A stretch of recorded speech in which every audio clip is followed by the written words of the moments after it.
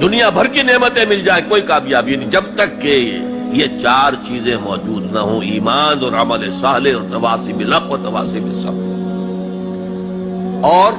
اگر یہ چار چیزیں حاصل ہوں تو چاہے کوئی آپ کو جانتا بھی نہ ہو،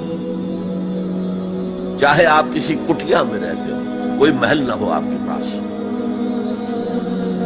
چاہے آپ کو روکھی سوکھی بھی مشکل سے ملتی ہو، آپ کامیاب ہیں۔ یہ ذہن میں رکھیے، معیار جب تک ہمارا یہ نہیں بنے گا ہم اسلام کے راستے پہ چل ہی نہیں سکتے۔ اس لیے کہ انسان جو بھاگ دوڑ کرتا ہے، جو سعی کرتا ہے، دن رات محنت کرتا ہے، راتوں کو سوچتا ہے، پلاننگ کرتا ہے، وہ کامیابی کے حصول کے لیے،